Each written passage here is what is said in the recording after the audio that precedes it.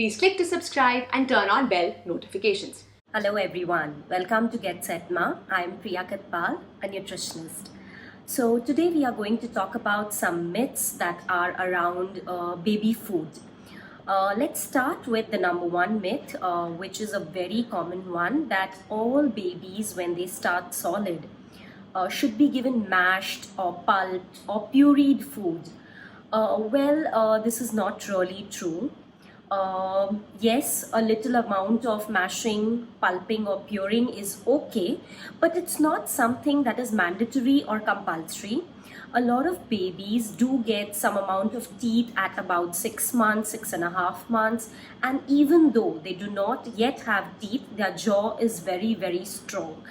So, a well cooked food like potatoes, like boiled potatoes cut into small pieces, or even rice which is cooked like you cook for adults, and just little mashing or maybe no mashing at all, just mixed up with dal, or very softly cooked chapatis, applied some ghee over it, and giving them in pieces is absolutely fine. In fact, it is encouraged at this stage because then they know how to chew, they learn how to chew by looking at you when you are chewing the food, and they don't really just gulp down the food if you give them mashed or pureed food. In fact, mashing is only recommended in terms of hand mashing. You are not supposed to pulp them down into a very, very smooth texture in a mixie or a blender, because that almost becomes like a liquid. We don't really want a child to have liquid food. The whole idea is to introduce solid foods, and the more you introduce them in the right form, it will be easier for them to learn chewing. It will be a good transition from breast milk to complementary or solid foods. The second myth is about giving a lots of fats to babies because they should be gaining a lot of weight. Butter and ghee is very, very important in their diet.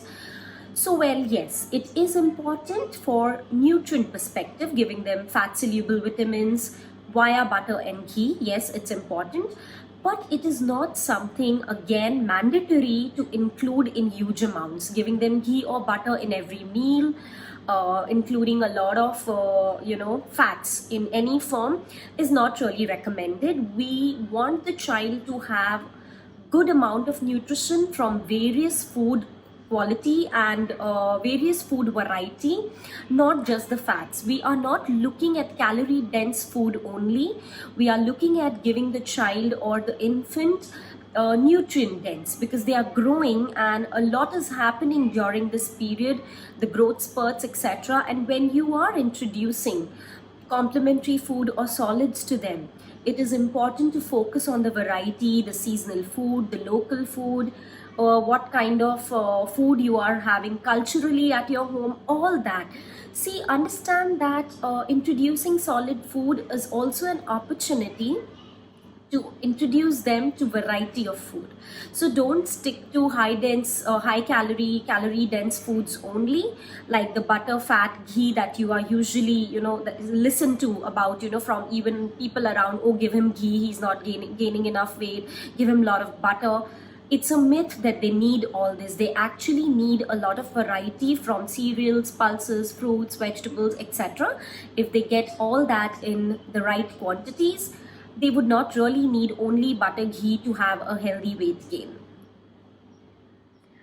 Let's move on to the third myth. Breastfeeding after a certain period, especially once you start solids, and breastfeeding after first year is kind of useless, is what a lot of us hear about or a lot of us believe in.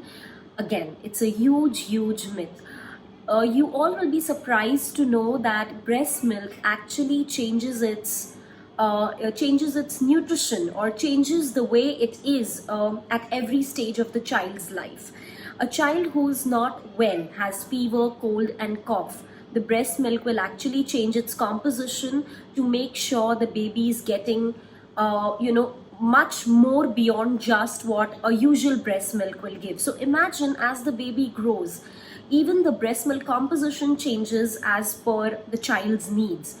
I would not say that the baby should only be dependent on breast milk. Of course, we all know that after 6 months, solids and complementary food is very, very important. But it's breast milk or breastfeeding does not really become useless. It is giving much more beyond what we already know of. It is important for the child, especially in the times of growth spurts.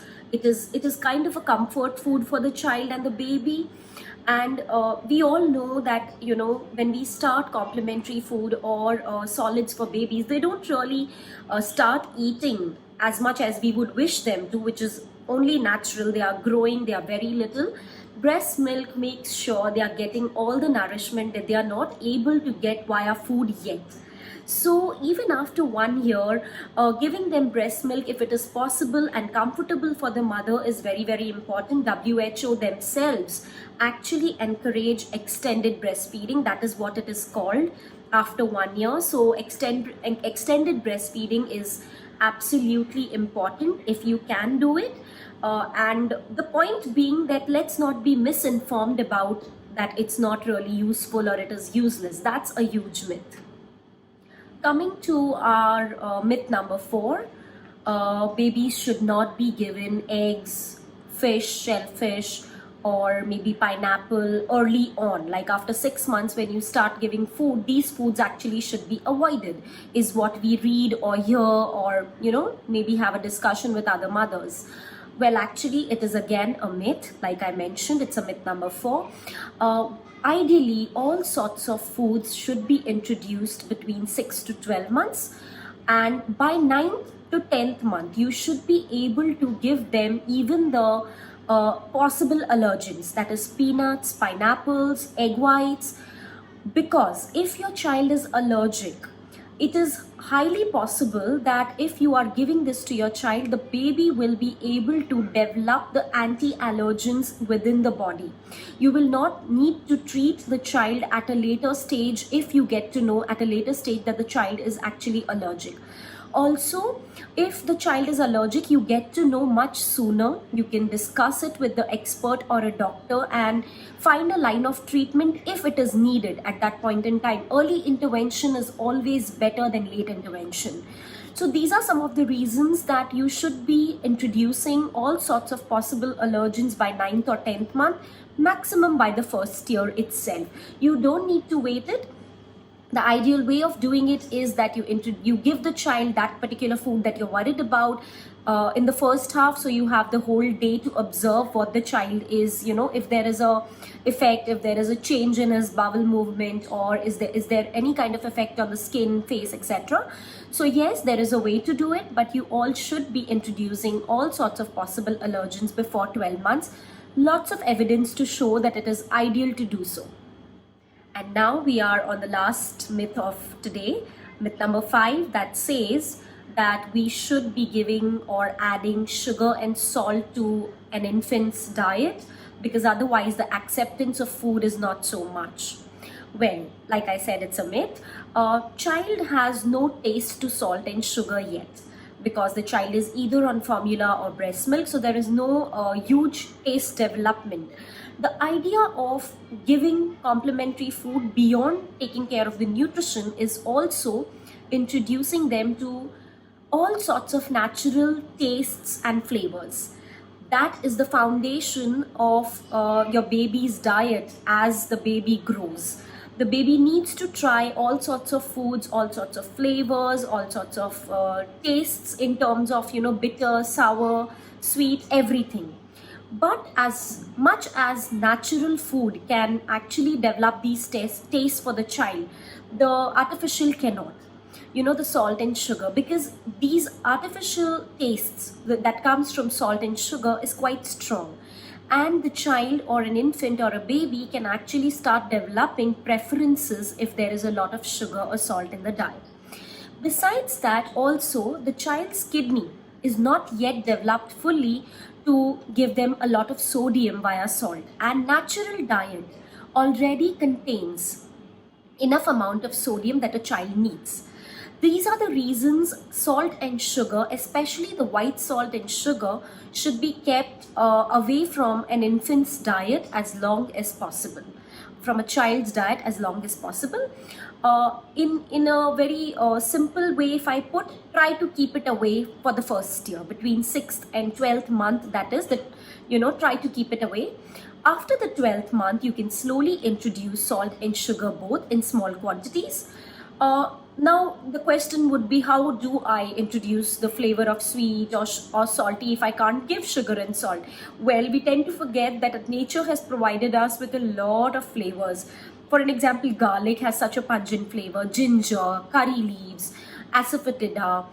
In the sweeter side, you can make some paste out of date, you can make some paste out of raisins, anjeer, soak them and make paste, and you can use them to make sweeter items for your infant. So there is no lack of natural food resources to use them and introduce the flavor as well as taste. You don't really need to introduce sugar, that is the white sugar and the salt, to give these tastes. So yes, it's a huge myth that the baby will not accept food if you don't add these things. We are the ones to introduce it to them. So I think we should introduce as much as natural foods as possible and let them explore it. And after the 12th month, of course, it is okay to introduce little amounts of sugar and salt. Well, that's it from me today. I hope you have liked this video. Please share, like, comment on the video and subscribe to Get Set Ma. Thank you.